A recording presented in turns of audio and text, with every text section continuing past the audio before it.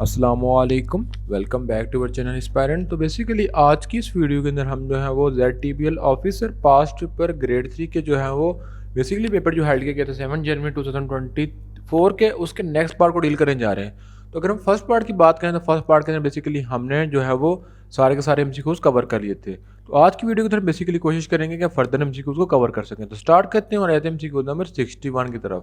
तो अगर हम 61 के MCQ की बात करें तो लिखा हुआ है कि if COGS stand for cost of good for a profit is RS 120। तो बेसिकली किसी ने कोई एक चीज़ खरीदी 120 रुपये की एंड उस पर उसने ग्रॉस प्रॉफिट रखा है 80 रुपये का, तो उसकी सेलिंग प्राइस कितनी होगी? तो 120 में 80 को प्लस करेंगे तो हमारे पास आ जाएगी 200।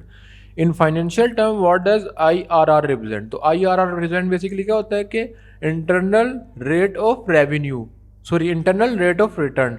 उसके बाद हम फर्दर मूव करें नेक्स्ट MCQ तो लिखा हुआ है कि if the initial investment for a project is RS 50,000। तो बेसिकली किसी एक प्रोजेक्ट में इन्वेस्टमेंट लगी 50,000 की। इफ कैश इनफ्लो RS 20,000 पर फॉर 4 ईयर एंड इस discount rate is 10%, what is NPV? तो कैलकुलेशन करने के बाद फार्मूला लगाने के बाद NPV का हमारे पास जो आंसर आएगा 7023। उसके बाद अगर हम बात करें if COGS is initial component in calculating net income, profit, operating system या रिटर्न ऑन इन्वेस्टमेंट, तो जिसका राइट ऑप्शन बनता है बेसिकली वो हमारे पास है ग्रॉस प्रॉफिट। उसके बाद अगर हम फर्दर मूव करें नेक्स्ट MCQ का तो लिखा हुआ है कि a farmer invested RS 10,000 in new irrigation system. तो बेसिकली उसने खेती बाड़ी के नए सिस्टम के अंदर जो है वो 10,000 रुपये को इन्वेस्ट किया है। If you accept an annual cash inflow from the system is 2500 from next 5 year.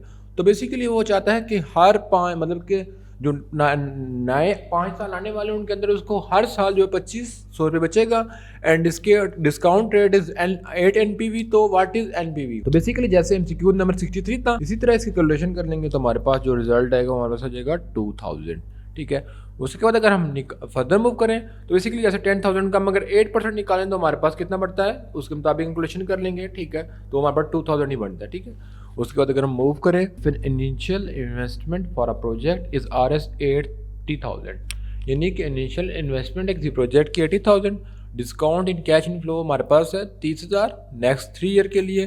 What is IRR? Internal rate of return कितनी होगी उसके अंदर? तो बेसिकली जो हम पिछले क्वेश्चन के दिए थे उसमें हमारे पास उसी तरह कैलकुलेट करेंगे तो हमारे पास जो इसका राइट ऑप्शन बन जाएगा हमारे पास ऑप्शन नंबर C 15%। उसके बाद अगर हम फर्दर मूव करें नेक्स्ट MCQ की तरफ तो लिखा हुआ है कि which financial metric provide in measure of efficiency of companies use of assist in generating profit.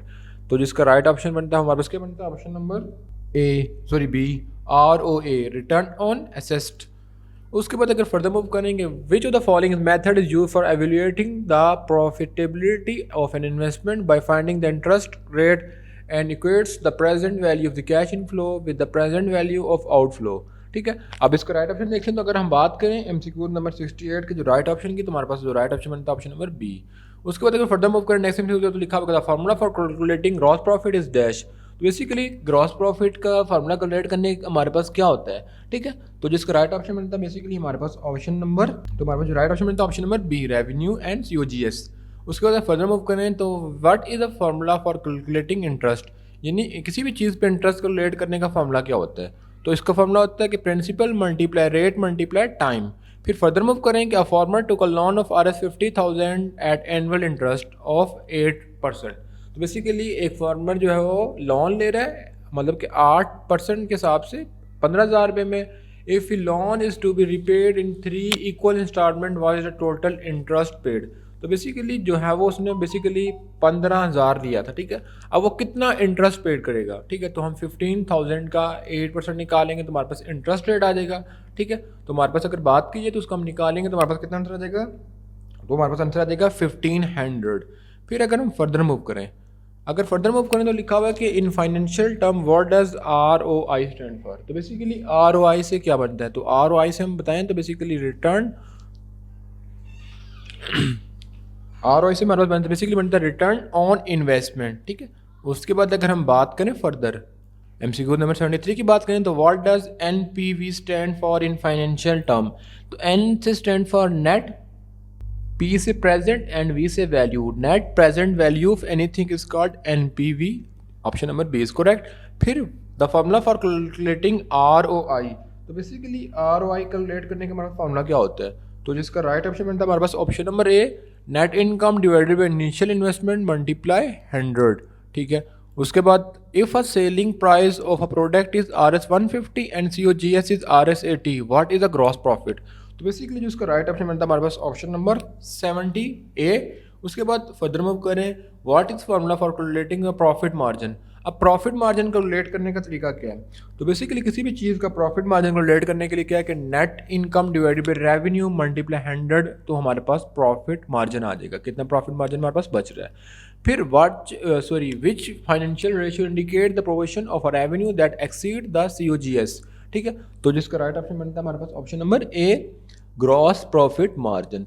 फिर अगर हम फर्दर मूव करें नेक्स्ट MCQ की तरफ, MCQ नंबर 78 की तरफ, तो उसके अंदर लिखा हुआ है कि in NPV analysis if calculated NPV is positive it indicate dash, तो प्रॉफिटेबिलिटी को इंडिकेट करती है। Option number A is a correct. What is the primary purpose of calculating the NPV of investment, ठीक है। तो जिसका राइट ऑप्शन बनता है हमारे पास option number A, to assess profitability.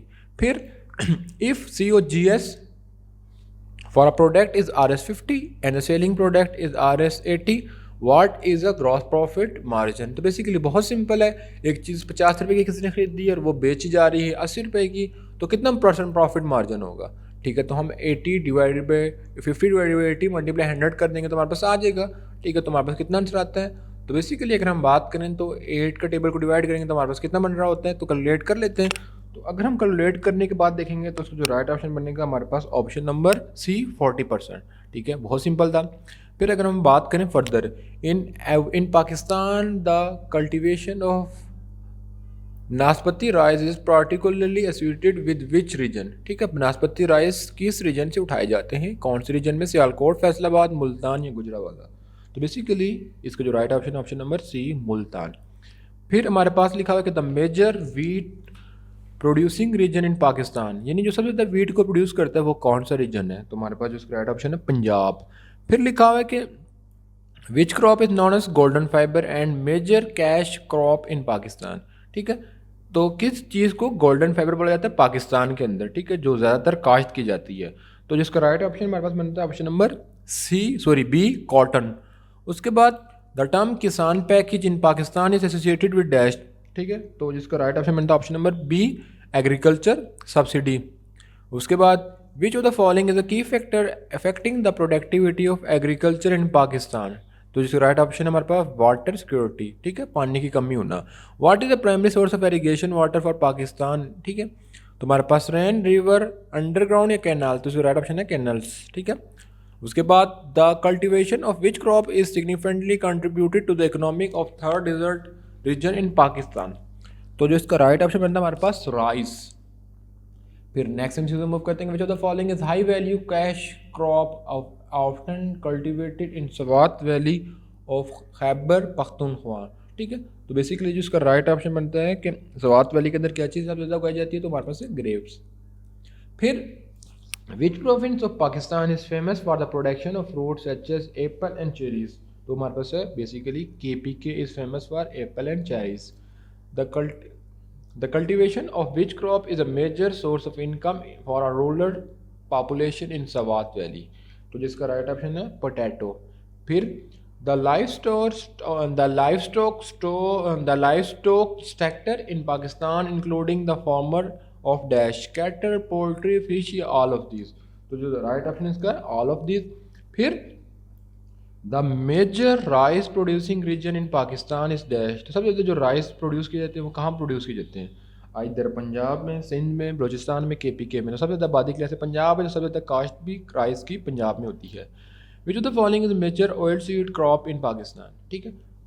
तो इसका जो राइट ऑप्शन हमारे पास बनता है ऑप्शन नंबर B, कोनोला, ठीक है। उसके बाद the Indus Basin irrigation system, one of the largest in the world, primarily serve agriculture in which region of the Pakistan, तो बेसिकली साउदर्न, नॉर्दर्न कौन से रीजन को कर रहा है, तो बेसिकली जो राइट ऑप्शन ऑप्शन नंबर है साउदर्न पंजाब। फिर which crop is known as king of crop and staple food in Pakistan, ठीक है, rice, wheat, sugar cane and barley, तो जिसका राइट ऑप्शन बनता है हमारे पास वो क्या मालूम है, राइस। फिर अगर हम इसका जो राइट ऑप्शन बनता है वो ऑप्शन नंबर फिर अगर हम मूव करें नेक्स्ट एमसीक्यू की तरफ, जिसके अंदर लिखा हुआ है कि which crop is known as king of crop and staple food in Pakistan. तो जिसका राइट ऑप्शन बनता है हमारे पास है वो वीट। ठीक है, इसको हाईलाइट कर लेते हैं। फिर हम मूव करते हैं फोर्थ लास्ट एमसीक्यू की तरफ, जिसका लिखा है कि विच of the following crop is primarily grown in rabi season. तो रबी सीजन में कौन सा क्रॉप को ग्रो किया जाता है? तो जिसका राइट ऑप्शन हमारे पास है वो है wheat. Wheat is grow in rabi season. फिर द रेड सिंधी एंड नील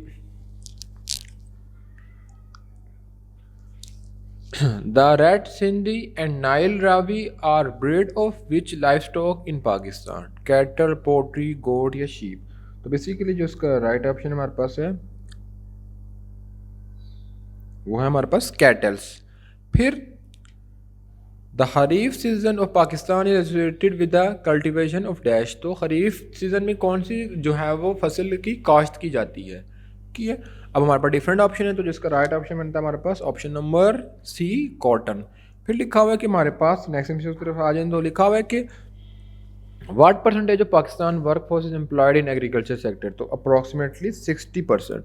ठीक है, फिर हम मूव करते हैं लास्ट एमसीक्यू की तरफ, जिसका लिखा हुआ है कि the term zamindar in the context of agriculture refer to dash. तो जिसका राइट ऑप्शन बनता है हमारे पास लैंड ओनर। ठीक है, जिम्मेदार इज कॉल्ड लैंड ओनर। तो बेसिकली ये थी आज की वीडियो, जिसके अंदर हमने ज़राई तकियाती बैंक के सारे एमसीक्यूज जो कि बेसिकली 7 जनवरी 2024 के पेपर के अंदर आए थे उनको सबको डिस्कस किया। तो हम ज़्यादा डिटेल में डिस्कस नहीं कर सके, क्योंकि अगर डिटेल में डिस्कस करते तो वीडियो बहुत लेंथी हो जाती। तो इससे बेसिकली पहले हमने जो है एक चीज़ मतलब कि जो पेपर था उसको पूरी डिटेल के अंदर डिफरेंट 5 to 4 पार्ट के अंदर कवर किया था। तो अगर आप चाहते हैं तो आपने कमेंट में करना है, तो इंशाल्लाह पूरे पेपर को डिटेल में ओवरव्यू किया जाएगा। तो मिलेंगे नेक्स्ट पार्ट में, तब तक अल्लाह के बाद।